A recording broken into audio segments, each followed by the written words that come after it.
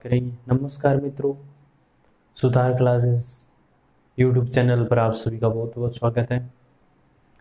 आज के इस वीडियो में हम बात करेंगे यानी आधुनिक भारत के इतिहास का टॉपिक है यानी अगस्त प्रस्ताव।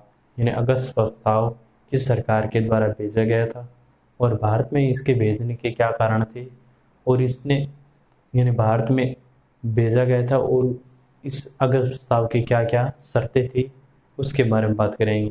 तो सबसे पहले बात करेंगे अगस्त प्रस्ताव क्या है। यानी सबसे पहले बात करें अगस्त प्रस्ताव। यानी अगस्त प्रस्ताव भारत में यानी कब आया था या कब इसका प्रारूप बनाया गया था। 8 अगस्त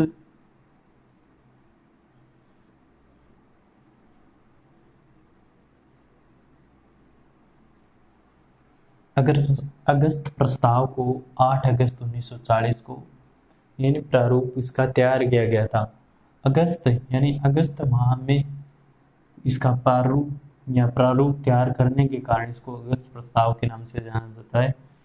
यानी अगस्त प्रस्ताव की कुछ मुख्य बातें हैं वो है ब्रिटिश सरकार के द्वारा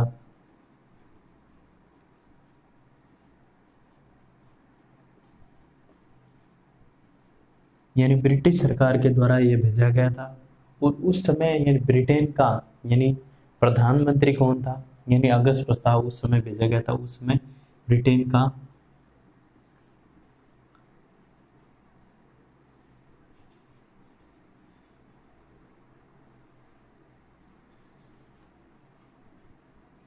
चर्चिल था। यानी अगर अगस्त प्रस्ताव जिस समय भारत में आया था उस समय ब्रिटेन का पीएम चर्चिल था। चर्चिल के शासनकाल में ही अगस्त प्रस्ताव को भारत में भेजा गया था। और अगर बात करें यानी भारत में या ब्रिटिश शासित जो भारत क्षेत्र थे या भारतीय या भारत का वायसराय कौन था। भारत का वायसराय यानी अगस्त प्रस्ताव के दौरान भारत का वायसराय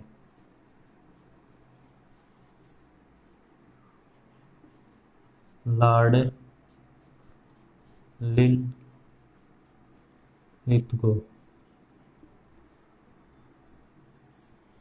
अगस्त प्रस्ताव जब भारत आया था उस समय भारत का वायसराय था लॉर्ड लिथगो।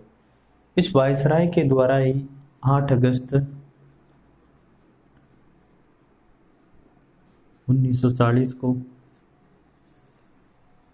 8 अगस्त 1940 को जो अगस्त प्रस्ताव था वो अगस्त प्रस्ताव यानी लॉर्ड लिथगो के द्वारा प्रस्तुत किया गया था।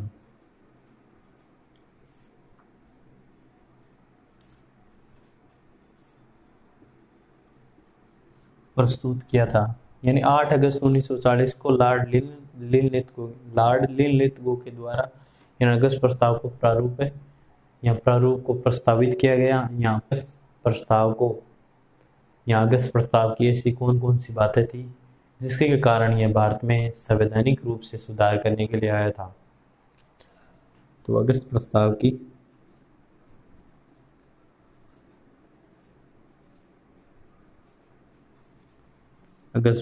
की शर्तें। तो सबसे पहली जो शर्त थी वो थी कि भारत में या इस अगस्त प्रस्ताव की मुख्य जो शर्तें क्या थी उसके बारे में हम चर्चा करेंगे। तो सबसे पहले जो शर्त थी वो थी संविधान का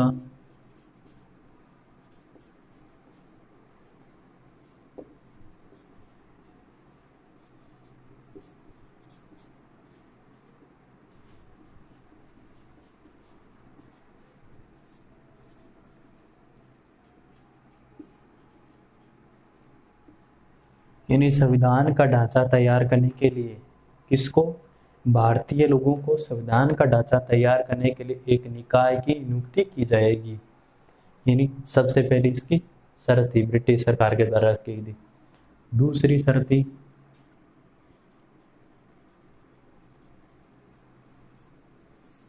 वायसराय की कार्यकारिणी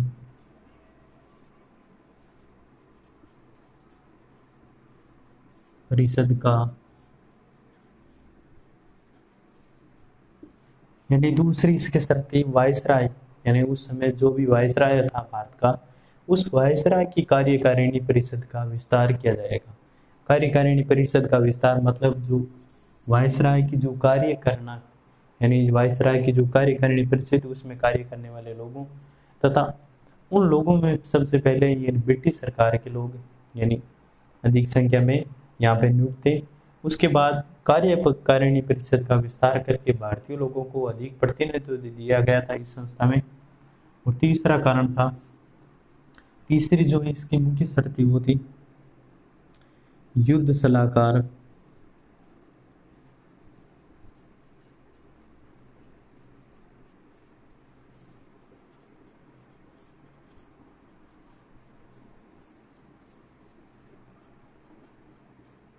तीसरी जिसकी मुख्य शर्त थी युद्ध सलाहकार परिषद का गठन करना। यानी युद्ध सलाहकार परिषद का मतलब है यानी युद्ध में, यानी भारत के लोगों के यानी भारतीय जनता का युद्ध में यानी द्वितीय विश्व युद्ध में भाग लेने के लिए एक युद्ध सलाहकार परिषद का गठन किया है, जिसमें भारत के जो देशी राजाओं यानी देशी राज्यों के राजाओं के द्वारा और भारत की जनता, भारतीय जो जनता है वो इसमें सम्मिलित होगी।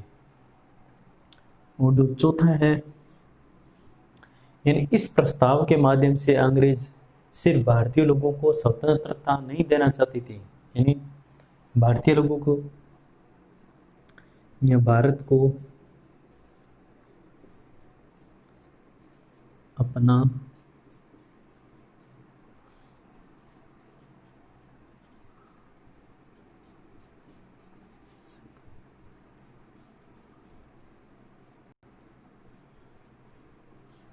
औपनिवेशिक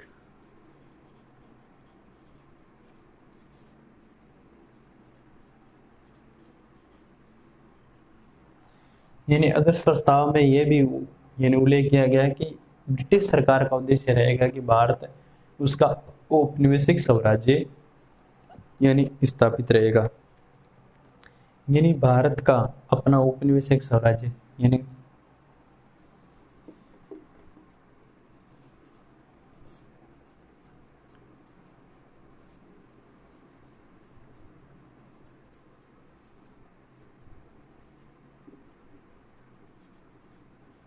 ब्रिटेन का भारत पर औपनिवेशिक साम्राज्य स्थापित रहेगा। यानी अगर प्रस्ताव का जो मुख्य उद्देश्य था या मुख्य उद्देश्य था वो था ब्रिटेन का भारत पर औपनिवेशिक साम्राज्य स्थापित करना। औपनिवेशिक साम्राज्य का मतलब है आंतरिक और बाह्य रूप से यानी किसी महाशक्ति के अधीन होना और जिनके अधिकार यानी स्वतंत्रता का अधिकार, जो भी विदेशी मामलों के जो अधिकार थे उन अधिकारों को किसी महाशक्ति के रूप में यानी अपने पास अधिकृत कर लेना, उसको औपनिवेशिक साम्राज्य कहते हैं। और जो पांचवा था वो था यहाँ पांचवा जो था यानी इन प्रस्तावों का यानी संविधान का ढांचा तैयार करने का एक प्रस्ताव दिया गया था। वायसराय की कार्यकारिणी परिषद का विस्तार किया गया था, युद्ध सलाहकार परिषद का गठन किया था, ब्रिटेन का भारत पर औपनिवेशिक राज्य स्थापित रहेगा। इस प्रकार के प्रस्ताव रख के अगर इन प्रस्तावों को लागू कर दिया गया और लागू करने के बाद यानी संविधान का ढांचा बन गया, अगर उसमें कुछ संशोधन करने हैं तो एक सबसे बड़ा जो इसकी शर्त रखी गई थी वो रखी गई थी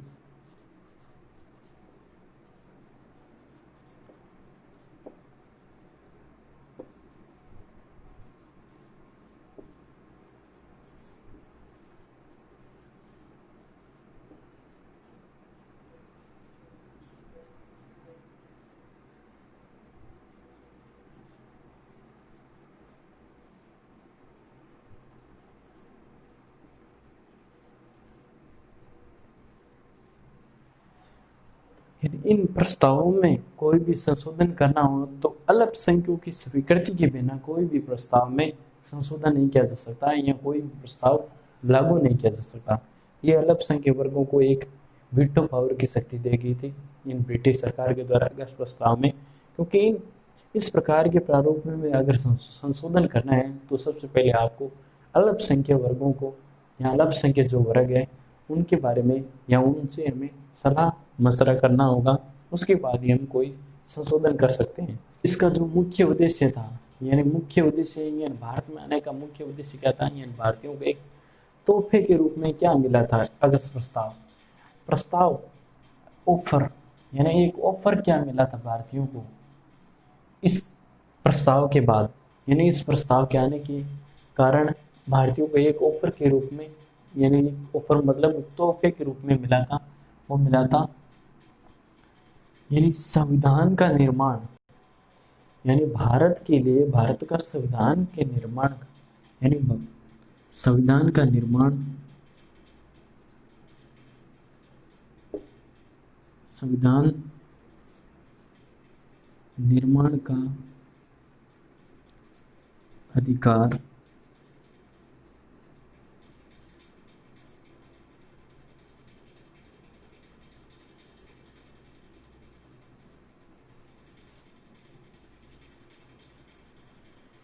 यानी इस प्रस्ताव में सबसे पहले यानी सर्वप्रथम इसी प्रस्ताव में ये उल्लेख किया गया कि संविधान निर्माण का जो अधिकार है वो भारतीयों को है। यानी यानी जितने भी अगर प्रस्ताव आए हैं, जैसे साइमन कमीशन आया उसमें भी उल्लेख नहीं किया, उसमें संविधान सभा का उल्लेख किया गया था, लेकिन संविधान निर्माण का जो अधिकार था वो उस साइमन कमीशन में भी ब्रिटिश सरकार का था, लेकिन इस यानी अगस्त प्रस्ताव में यानी संविधान निर्माण का जो अधिकार है वो भारतीयों को है।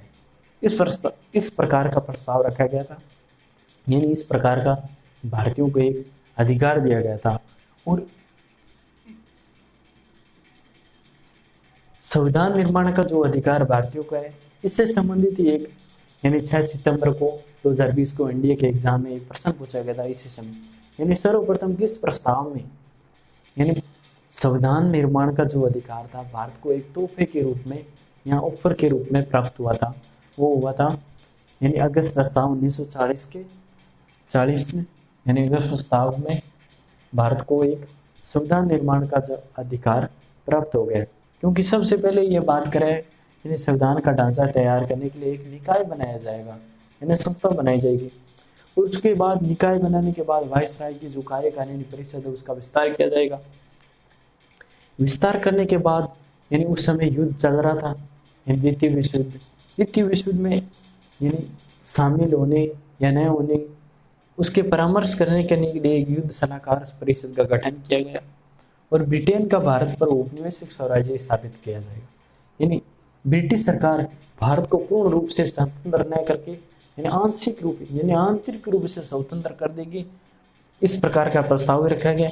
और सर्वप्रथम जो औपनिवेशिक स्वराज्य का है, औपनिवेशिक स्वराज्य की यानी सर्वप्रथम औपनिवेशिक स्वराज्य की जो मांग रखी थी 1908 में कांग्रेस के द्वारा रखी गई थी,